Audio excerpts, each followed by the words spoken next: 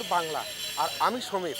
আজ চলে এসেছি শিল্পাঞ্চল শহর রানীগঞ্জের এক ঐতিহাসিক শহর, যেখানে দেখা যাচ্ছে খাটু শ্যাম বাবা মন্দিরের প্রাণ প্রতিষ্ঠা আগামী 22 তারিখে। তাই চলছে জোর কদমে কাজ। জানা যায় এখানকার যত কাজের সামগ্রী, মন্দির নির্মাণের সামগ্রী, সমস্ত সব কিছু রাজস্থান থেকে আনা।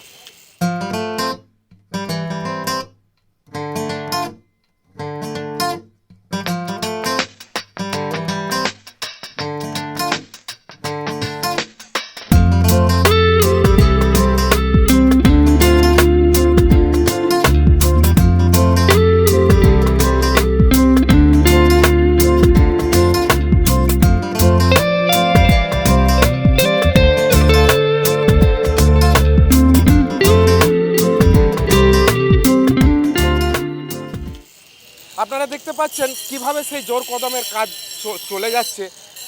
মার্বেল মিস্ত্রি, পাথর মিস্ত্রি একে অপরের সহযোগিতায় দ্রুততমভাবে এই কাজকে এগিয়ে নিয়ে যাওয়ার চেষ্টা করছে। আমি সেই ছবি আপনাদেরকে দেখাতে বলবো।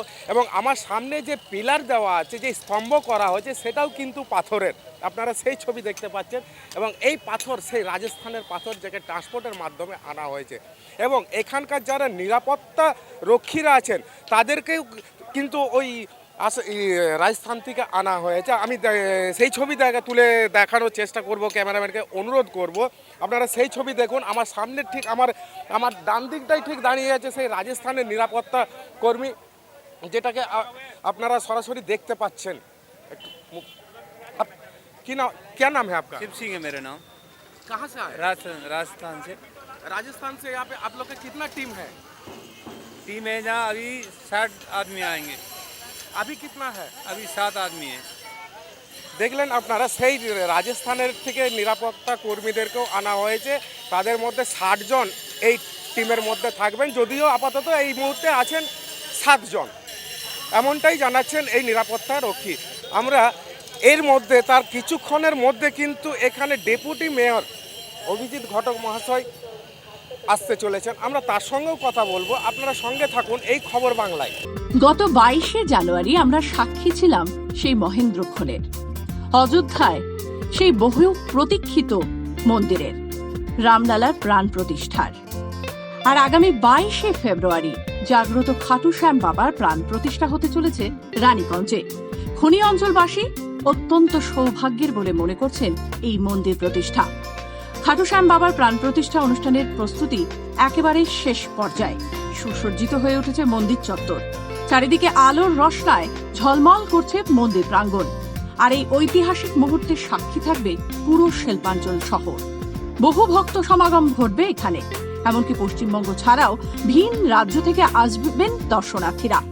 করা হয়েছে আঁটো-সাঁটো নিরাপত্তার ব্যবস্থা। খাটু শ্যাম বাবার মন্দির তৈরির কাজ চলাকালীন এই মন্দিরে পৌঁছতে দেখা গেল ডেপুটি মেয়র অভিজিৎ ঘটককে। রানীগঞ্জে যে শ্যাম মন্দির, এটা উদ্বোধন হচ্ছে এবং আমরা দেখলাম যে এই ধরনের মন্দির খুব কম আমরা দেখতে পেয়েছি। এরকম মানে আসানসোল শিল্পাঞ্চলে রানীগঞ্জে শ্যাম মন্দির আগামী দিনে সারা ভারতবর্ষের লোক আসবে এখানে দেখার জন্য। তো এটা আমাদের কাছে একটা বিরাট উপলব্ধি এবং এই অঞ্চলের মানুষ হিসাবে আমরা গর্বিত যে এইরকম একটা শ্যাম মন্দির আমাদের এখানে তৈরি হচ্ছে। আমরা রাজস্থানে খাটুতে দেখেছি, ওখানে শ্যাম মন্দিরে আমরা অনেক ভক্তরা যায়। তো সেই রকম যারা রাজস্থান যেতে পারছে না তাদের এখানে একটা সুযোগ যে এখানে শ্যাম মন্দিরে এসে তারা খাটু শ্যামের দর্শন করতে পারবে। 251 জন মহিলা নিয়ে পরে এই কলস যাত্রা কিন্তু সারিবদ্ধভাবে তারা রানীগঞ্জ পরিক্রমা করবে, সেই খাটু শ্যাম বাবার মন্দিরে আগমন করবেন।